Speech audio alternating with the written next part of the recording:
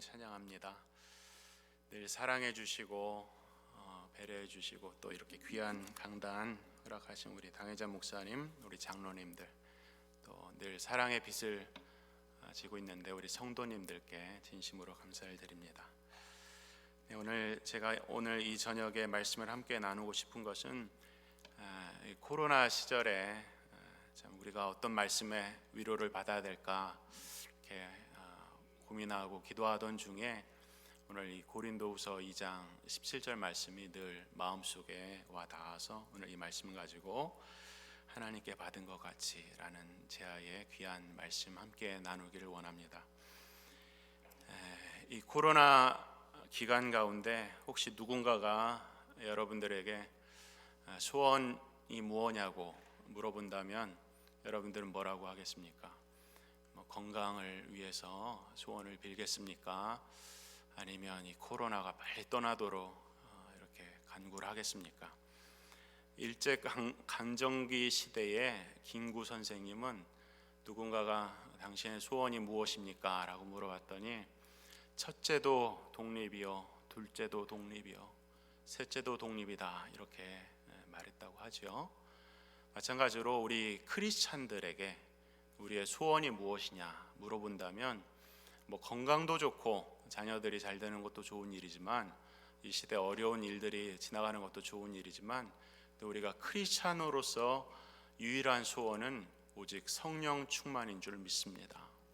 왜냐하면 성령을 받지 못하면 우리가 예수를 알지도 못하고 이 자리에 앉아 있을 사람이 아무도 없어요.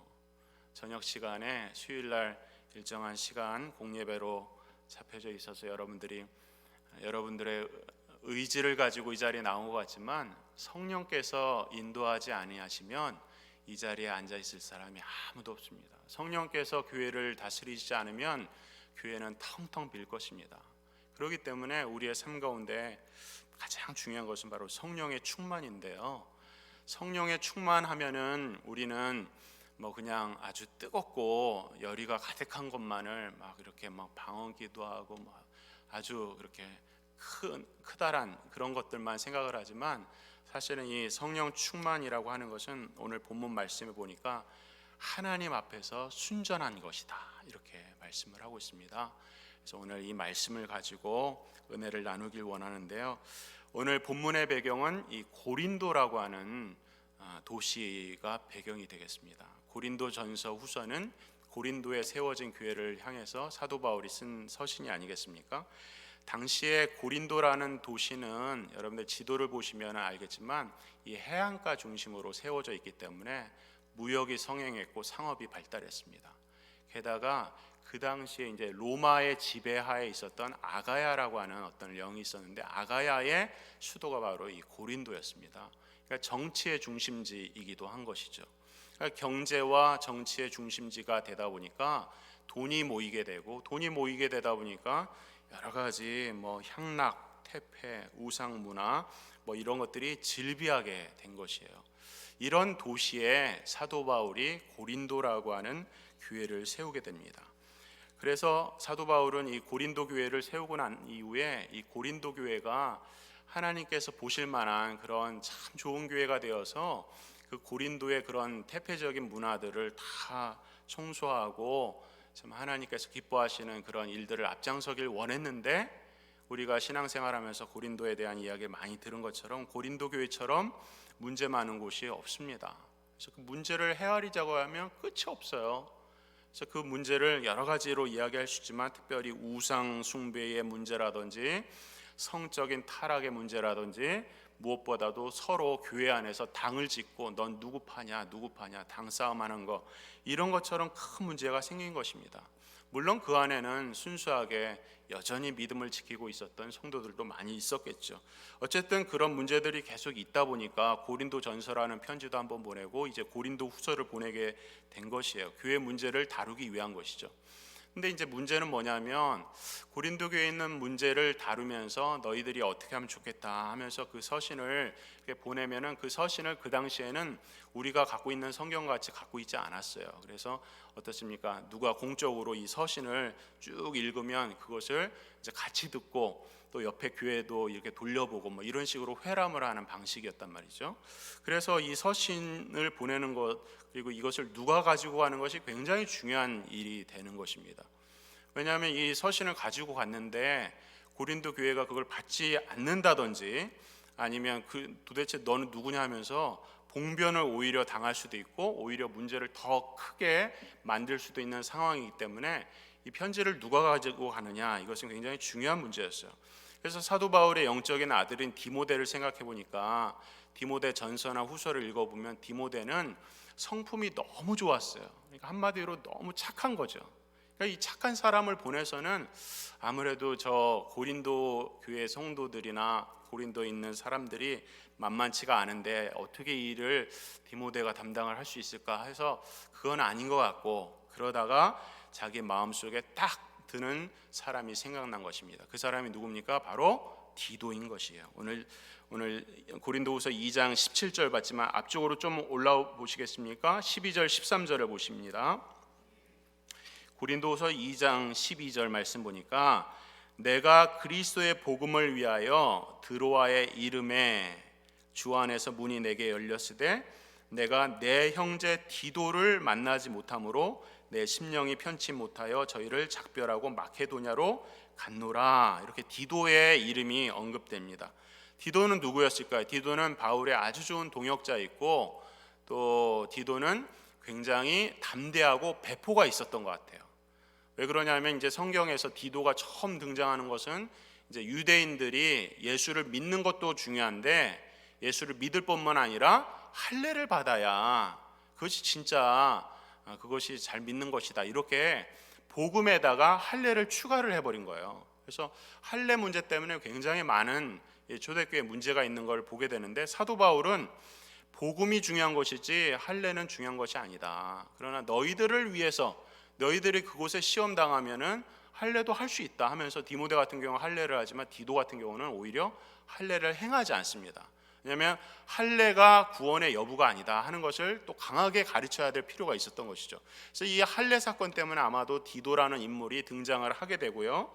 그리고 나서 오늘 이 고린도 전 후서를 가지고 가는 이 모습을 보니까 디도가 그렇게 대범한 인물이었다, 이렇게 생각을 할 수도 있고, 또 나중에 디도서 이렇게 보면요, 그 당시에 이제 그 섬이 있었는데 그 섬 사역, 그레데라고 하는 섬 사역에 이 디도를 보내게 됩니다. 영광 주위에 보면 이제 섬들이 많이 있지 않습니까? 그래서 섬 사역을 하시는 여러분들, 귀한 분들 많이 있는데 섬 사역이 얼마나 힘든 것입니까?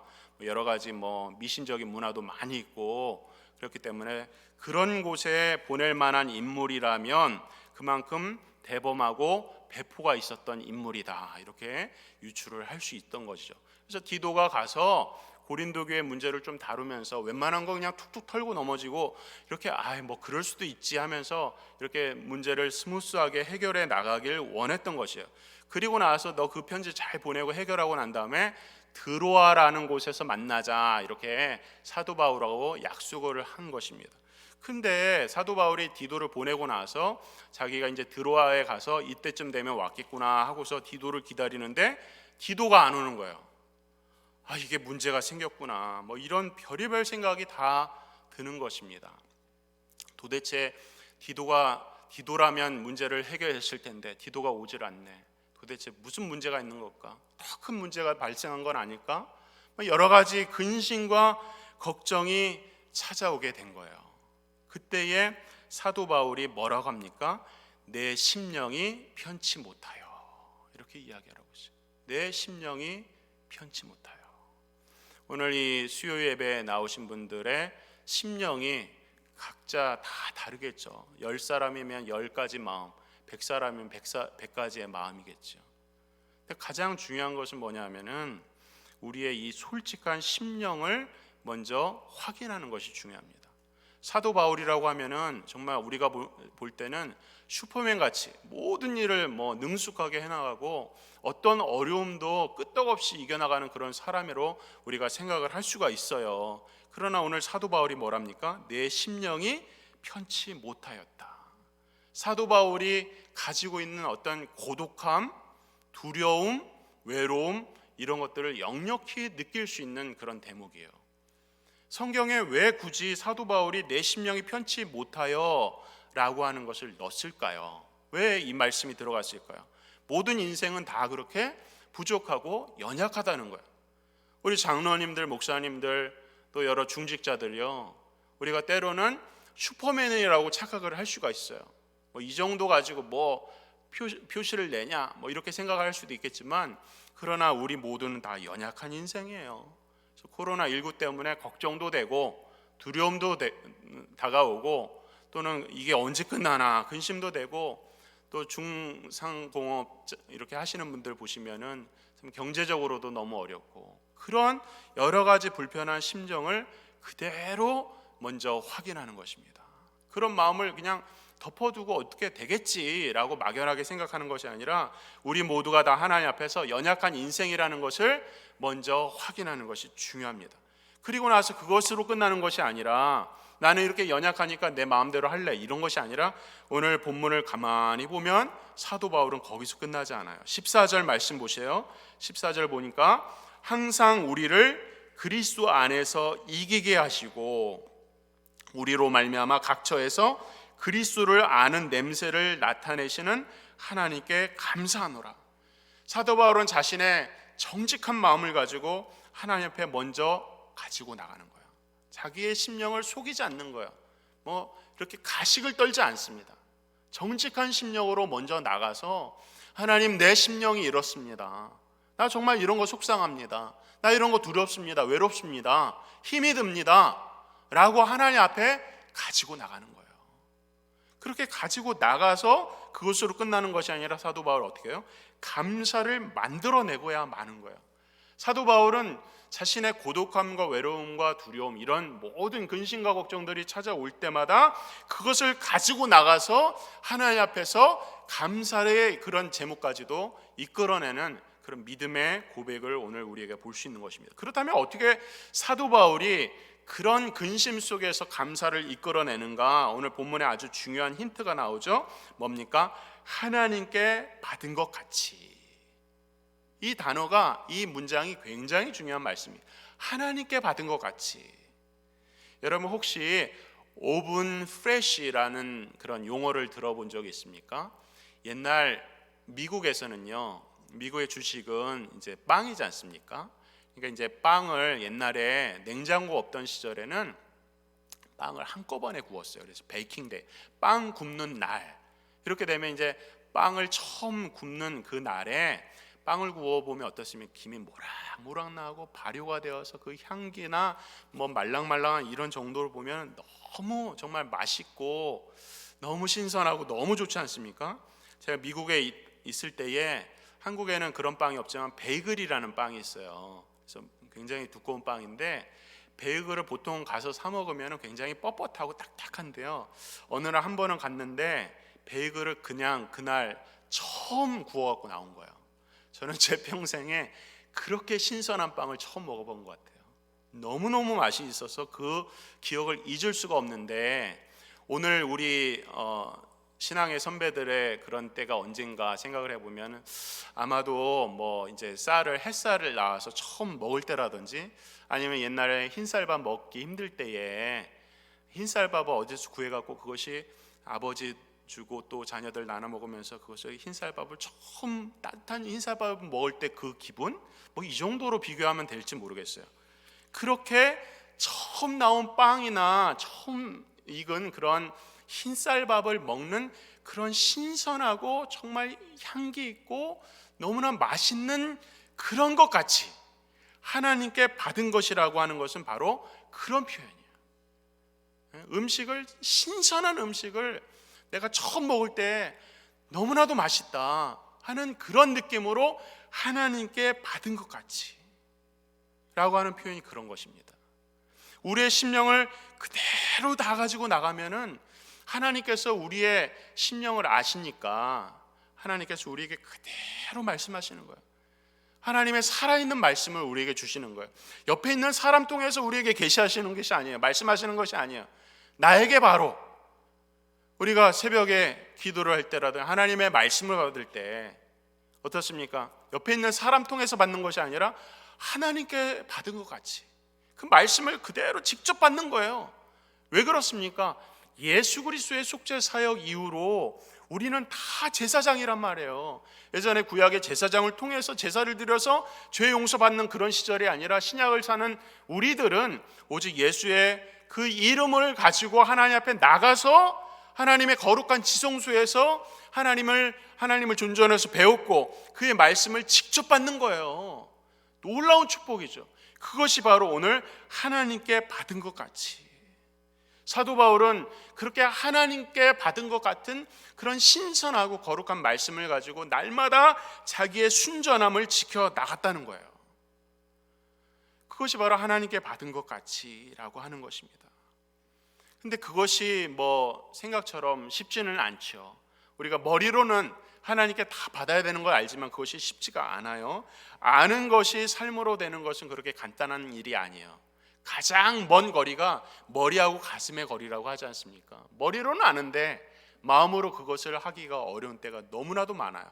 머리로는 크리스찬이라면 다 용서해야 되는 것을 아는데 저 사람만큼은 내가 용서하지 못겠다고 하면서 가슴이 그것을 용납하지 않을 때 많이 있지 않습니까? 그런 것처럼 우리가 아는 것과 그것을 그대로 살아가는 것을, 살아내는 것은 다른 것인데요. 요새 이제 정권 이제 후반기 들어서 소위 레임덕이다 이런 얘기를 하지 않습니까? 제가 어떤 목사님 설교 중에서 레임덕 얘기를 하시더라고요. 이 원어가 쩔뚝거리는 오리라는 뜻이라고 하더라고요. 그래서 쩔뚝거리는 오리같이 어떤 권위가 떨어지고 영향력이 좀 떨어지는 그런 시절을, 이제 리더십이 떨어지는 것을 레임덕이다 이렇게 되는데, 그러면서 하시는 말씀이 우리의 신앙생활도 레임덕이 오지 않았는가 돌아보라는 거예요. 말씀을 들어도 레임덕 현상이에요. 그래서 뜨뜻미지근하고 저게 도대체 나랑 무슨 상관이 있는가, 그냥 늘 듣던 말씀, 변화를 주지 못하는 말씀, 오늘 듣고 가서 그냥 잊어버리는 말씀, 그런 레임덕 현상은 없는가. 기도를 하려고 하나님 앞에 힘을 쓰긴 하는데 뭔가 답답하고 뭔가 되돌아서면 다시 그 근심과 걱정이 찾아오지 않는 그러한 레임덕 현상은 없는가. 찬양을 할 때에 찬양의 가사와 곡조가 얼마나 신앙의 위인들이 정말 자기의 인생을 다 담아서 간증을 담은 그런 찬송들이 많이 있습니까? 근데 찬양을 해도 그냥 뜨뜻미지근하고 하늘문이 열리지 않아요. 그냥 입만 중얼중얼 거려요. 그런 신앙의 레임덕 현상은 없는가? 하나님께 받은 것 같은 그런 말씀, 하나님께 받은 것 같은 그런 기도, 하나님께 올려드리는 그런 찬양, 그런 것이 우리에게 과연 있는가? 코로나라고 하는 그런 위기 가운데서 그저 여러 가지 상황과 현상만을 핑계대면서 우리의 신앙의 현주소는 어딘가 오늘 우리에게 질문하고 있는 것입니다. 어떻게 해야 되는가? 오늘 그 중요한 포인트가 그 다음에 나오고 있어요. 오늘 본문 말씀 다시 한번 보시면요, 우리는 수다한 사람과 같이 하나님의 말씀을 혼잡하게 하지 아니하고 곧 순전함으로 하나님께 받은 것 같이 하고서 그 다음에 뭐라 합니까? 하나님 앞에서라는 거예요. 하나님 앞에 서 있는 그 신전 의식이 있어야 하나님께 받은 것 같이 살 수가 있다는 거예요. 신전 의식, 라틴어로는 코람데오라고 해요. 코람데오, 여러분 들어보셨죠? 이 신전 의식이 회복돼야 되는 거예요. 하나님은 우리의 눈으로 보이지 않습니다. 하나님은 영이시기 때문에 우리의 눈으로 볼 수가 없어요. 우리는 다 육에 속하여서 육의 눈으로 보는 것을 판단하길 좋아하지만 우리 믿는 사람들은 육만 있는 것이 아니라 세상 하나님의 창조물은, 인생들은 다 영과 육으로 있죠. 영으로 주님을 만나는 거예요. 영으로 하나님을 만나는 거예요. 지금 이 시간에도 하나님께서, 성령께서 우리와 함께 계신다는 것을 영으로 보는 거예요. 믿는 거예요. 그래서 하나님 앞에서 살아가는 거예요. 신전의식. 무슨 뜻입니까? 하나님이 다 아신다는 거예요. 다른 사람은 속일 수 있어도, 내가 겉모습으로는 속일 수 있을지 몰라도 내 마음을 다 아시는 거예요. 하나님은 나의 중심을 아세요. 내가 앉고 일어서는 것을 아세요. 나의 출입을 아세요. 내가 어디 갔다 온지 아세요. 내가 무슨 문제가 있는지 아세요. 나의 갈등이 무엇인지 아세요. 내 근심이 무엇인지 아신다는 거예요. 다 아신다는 거예요. 하나님은 영이시니까. 그 하나님은 우리 존전 앞에 서 있는데 우리는 하나님의 존전 앞에 서 있지 못하는 거예요. 하나님이 우리를 보고 있는 것을 느끼지 못하는 거예요. 그러니까 신전의식의 회복이 너무나도 중요한 것입니다. 하나님께서 뭐라고 합니까? 믿고 그냥 나오기만 해라. 내가 너희와 함께 하겠다. 부르짖으라. 응답하겠다. 목마르냐? 나에게 와라. 영원한 생수를 주겠다. 가라지 않는 생수를 주겠다. 그냥 믿고 나오기만 해라. 내가 너한테 함께하고 있다. 내가 너에게 거룩한 옷을 입혀주겠다. 늘 우리 존전에서 말씀하시죠. 신전의식 회복처럼 중요한 것이 어디겠습니까? 코로나보다 더 위험한 것은 코로나 이후에 잃어버릴 우리의 신앙의 모습이 아닐까요? 우리는 다 상황과 환경 가운데서 우리의 하나님 앞에서 믿음이 다 식어져 버리지 않을까요? 그런 두려움이 있는 거예요. 옛날 유대인들이 독일의 나치에 의해서 엄청나게 많이 죽어갔죠. 600만, 숫자는 정확하지 않지만 800만이 될 수도 있고 더 적을 수도 있겠지만 엄청난 사람들이 아우슈비츠에서 죽어갑니다. 그 고통이라고 하는 것은 말할 것도 없어요. 그저 유대인이라는 이유로 그렇게 많은 사람들이 죽어가면서 그 사람들이 눈물을 뿌리면서 던졌던 질문이 있어요. 하나님은 도대체 어디 계십니까? 하나님은 정말 우리를 사랑하십니까? 어떻게 우리 하나님의 선민이라고 하는 우리를 이런 고통 속에 생체 실험을 당하고 부모와 찢어지고 온갖 유린을 당하면서 그런 고통 가운데서 하나님은 도대체 어디 계십니까? 그런 질문들을 던졌던 거예요. 근데 어느 날 이제 그런 모든 전쟁이 끝나고 연합군이 승리하면서 그 수용소에 들어가 보니까 수용소 벽에 한쪽 벽에 찬송가 가사가 적혀져 있었다는 거예요. 우리가 잘 아는 찬양이죠. 그 크신 하나님의 사랑 말로다 형용 못하네. 그 크신 하나님의 사랑 말로다 형용 못하네. 도대체 연합군이 그걸 보고서 이해가 되지 않는 거예요. 이 잔혹하고 이 가공할 만한 죄악이 가득한 이 수용소에서 어떻게 하나님의 사랑이 말로 다 형용 못하는가? 이런 저주와 지옥 가운데서 어떻게 이것을 하나님의 사랑이라고 말하는가? 그렇게 생각을 하고 있는데 또 다른 한쪽을 보니까 거기에 뭐라고 써 있냐면 하나님은 여기 계십니다. God is here. 하나님은 여기 계십니다. 하나님은 어디에다 계시다는 거예요. 우리가 안고 일어선 저 해가 지는 저쪽으로 도망을 가도 해가 뜨는 어느 곳에 있어도 하나님은 언제나 우리와 함께 계셨고 하나님은 어디나 우리를 지켜보고 계시다는 것이죠. 여러분들은 하나님을 만났던 기억이 언제입니까? 이 오븐 프레시 같이 정말 하나님의 말씀을 정말 나의 생명같이 그렇게 받았던 기억이 언제 나세요? 저는 제가 예수님을 처음 믿을 때가 예전에 선교단체 수련회를 그 당시에 이제 수련회가 5박 6일이었어요. 수련회를 갔다가 딱 돌아와서 혼자 그때 당시에 이제 혼자 밥을 먹는데 눈물이 그냥 앞을 가리면서 쫙 흐르는 거예요. 그래서 마음속의 생각이 그동안에 예수를 믿는다고 생각을 했는데 그렇게 생각은 했는데 내가 원하는 대로 살았던 거죠. 근데 그 수련회 이후에 생각나는 그 마음이 뭐냐면 하나님께서 저를 꼭 안고 계시는 거야. 그래서 너는 내 자식이다. 네가 도대체 어떻게 어딜 가겠니? 그러니까 나는 하나님께 사로잡혔구나. 그 하나님의 따뜻한 사랑을 천국을 경험했다는 그런 마음이 드니까 눈물이 어찌나 나던지 그 기억을 잊을 수가 없어요. 어떤 아버지는 자기가 예수 믿게 된 계기를 자녀를 낳고 자녀를 처음 받아본 순간 그 아이의 눈망울을 보면서 예수를 믿게 됐다고 그래요. 무슨 뜻입니까? 아이의 눈망울을 보니까 자기 자신이 너무 부끄러웠다는 거예요. 이 아이를 도대체 나의 힘으로 어떻게 키울 수 있을까? 이 아이를 보면서 아이의 눈망울을 보고 자기 자식을 처음 받아보면서 자기의 인생을 되돌아보고 내가 여태까지 어떻게 살았구나. 나의 인생 앞으로는 나의 힘으로 할 수가 없구나. 주님 외에는 다른 길이 없구나 하면서 예수를 믿게 되었다는 그런 고백도 있는 것입니다. 이런 것이 바로 일종의 신전의식, 코람데오라는 거예요. 이런 신전의식이 우리를 새롭게 하고 우리를 회복시키고 더 나아가서 능력 주는 거예요. 이 신전의식으로 이루어지지 않는 능력이라고 하는 것은 다 있다 가는 거예요. 진정한 능력은 하나님께 받는 거예요. 그러한 우리 영광대교회 되길 바랍니다. 상상해 보십시오. 갓 나온 빵과 같이, 갓 나온 정말 아주 신선한 음식을 먹는 것 같이 하나님으로부터 직접 우리 개인이 성도 한 분 한 분이 그 말씀을 먹고 하나님 앞에 올려드리는 기도가 하늘 문을 열고 정말 하늘의 놀라운 천군 천사의 찬양의 그 놀라운 영적인 능력을 체험하면서 한 사람 한 사람이 살아가면서 하나님께 받은 것 같이 그런 공급을 받는다고 생각해 보세요. 얼마나 신나고 즐겁고 기쁘고 감사를 이뤄내는 삶입니까? 우리 안에 감사가 있는가? 우리 안에 기쁨이 부족하지 않는가? 우리 안에 즐거움이 부족하지 않는가? 오늘 우리에게 도전을 하고 있는 것입니다.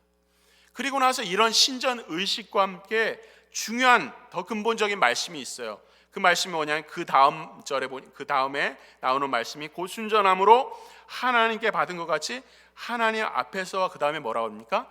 그리스도 안에서 이랬어요.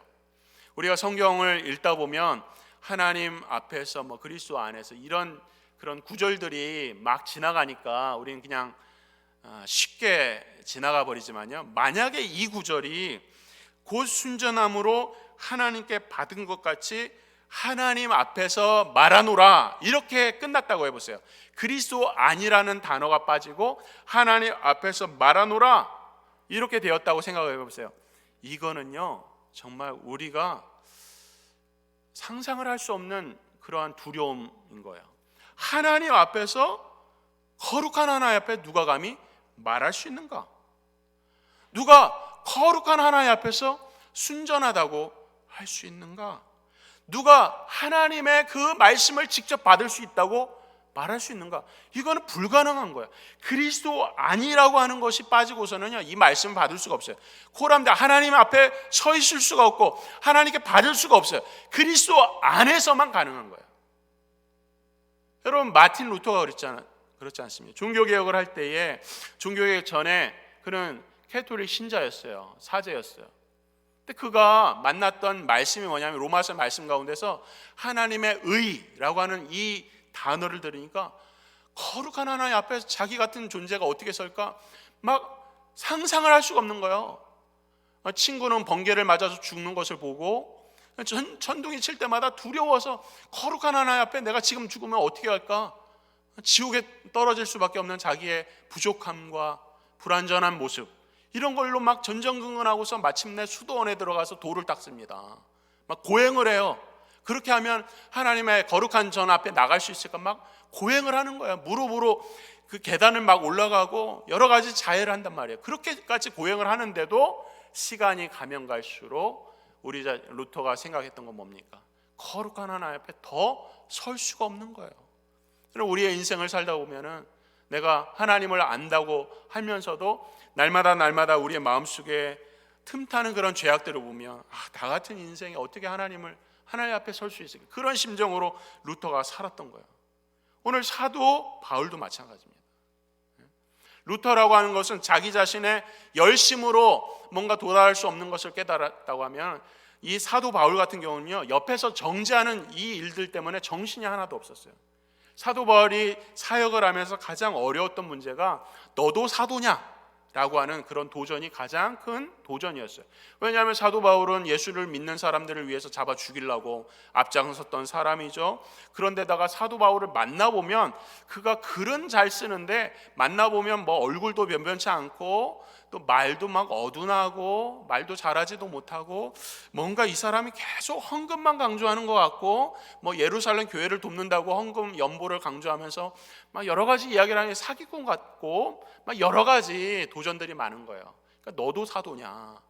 이런 도전들을 받을 때에 사도 바울의 입장을 한번 생각해 보세요. 다른 거는 다 뭐 기억에서 지운다고 할지라도 자기가 예수님을 믿는 사람을 잡아들이고 그들을 쫓아가서 죽이려고 했던 그 마음의 어떤 이 침 같은 거는 그의 평생에 아마 잊지 못하지 않았을까 이런 생각을 합니다. 그러니까 그 마음속에 때로 찾아오는 그런 죄책감을 이런 여러 가지 문제들이 있는 거예요. 그러니까 자기 열심으로 하나님 앞에 나가려고 해도 하나님 앞에서 말할 수 있는 사람이 아무도 없죠. 자기의 죄책감을 생각할 때, 자기의 못남을 생각할 때 하나님 앞에서 말할 수 있는 사람이 누가 있어요? 하나님 앞에서 나는 순전하다고 말할 수 있는 사람이 누가 있어요? 아무도 없는 거예요. 죄책이 너무 많던지 너무 자기 열심 앞에서 거룩함을 하나님을 만나서 설 수 없던지 둘 중에 하나인 거예요. 그러니까 자기 열심이든 죄책이든 간에 그리스도 안에서라고 하는 이 구절이 없으면, 복음이 없으면 아무도 하나님 앞에 설 수가 없고 하나님의 말씀을 받을 수가 없어요. 그렇기 때문에 이 신약을 살아가는 우리 성도들, 예수 그리스도의 속죄의 피로 말미암아서, 그 십자가의 구속으로 말미암아서 하나님 앞에 담대히 설 수 있는 우리 신약의 백성들이야말로 축복 중에 축복이라고 하는 것입니다. 성경의 모든 것은 바로 이 예수 그리스도 안에서 모든 것을 출발을 하고 있는 거예요. 예수 그리스도 안에 있으면 모든 것이 만사형통해요. 근데 예수 그리스도 밖에 있으면, 예수를 모르면 자기가 아무리 잘나서 많은 돈이 있고 뭐 부귀영화가 있고 모든 것을 다 해도 그 수고는 결국 헛된 것이에요. 그러나 예수 안에 있으면 내가 실패하는 것 같고 건강을 잃어버린 것 같고 문제가 있어도 결국 예수 안에 있으면 그것은 성공적인 인생이라고 오늘 성경은 우리에게 증거하고 있는 것입니다. 그렇기 때문에 예수 안에서 우리가 하나님 앞에 있고, 예수 안에서 하나님께 받고, 예수 안에서 우리의 순전함을 지켜나가는 것, 그것이 바로 복음인 것이죠. 그것이 바로 성령 충만이에요. 성령 충만은 거창한 것이 아니에요. 예수 안에 있는 거예요. 성령 충만은 거창한 것이 아니에요. 하나님 앞에서 그대로 받는 거예요. 순전함을 지켜가는 거예요. 우리의 마음을 거룩하게 지켜가는 거예요. 정직하게 살아가는 거예요. 그것이 바로 성령 충만인 줄 믿습니다. 말씀을 맺으면서 한 가지 예화를 드리면서 말씀을 맺고자 합니다. 아인슈타인을 아시죠? 소위 우리 핵이라든지 이런 걸로 우리가 알고 있는데, 알버트 아인슈타인이 이제 소위 상대성 이론이라는 것을 만들어냅니다. 그래서 그것으로 이제 핵도 만들고 이렇게 된 것인데요. 그러니까 원자사의 구조라든지 여러 가지 복잡한 것을 이 물리학 공식으로 수학으로 이걸 풀어내버린 거예요. 그러니까 대단한 거죠. 세계에서 아주 그 정도로 유명한, 그렇게 위대한 과학자는 일생에 없을 정도로 그렇게 유명한 과학자가 바로 알버트 아인슈타인인데, 그렇게 그가 그런 아주 뛰어난 업적을 이루고 난 다음에 미국에 왔을 때에 한 기자가 당신의 그 이론을 정말 너무 복잡한데 간단하게 좀 설명해 줄 수 없습니까? 라고 말을 하니까, 그 당시 이제 난로가 있었나 봐요. 그러니까 그 기자한테 아인슈타인이 얘기합니다. 당신이 만약에 이 난로에 1분을 앉아 있으면은, 있는 동안에 그런 불운을 겪는다면 그것은 1시간, 아니 1년을 겪는 것처럼 그렇게 고통스러울 것입니다. 근데 만약에 당신이 사랑하는 여인과 1시간, 아니 하루를 있어도 당신은 1분과 같이 느낄 것입니다. 이렇게 이야기를 했다는 거예요. 그것이 상대성 이론이라는 거죠. 그러니까 자기가 얼마나 좋아하느냐에 따라서 자기의 느끼는 그 감정이라는 것은 달라질 수 있다는 것이죠. 이제 3일 저녁이지 않습니까? 3일 동안 우리의 삶 속에서 나는 정말 하나님과 어떠한 관계를 맺고 살았는가?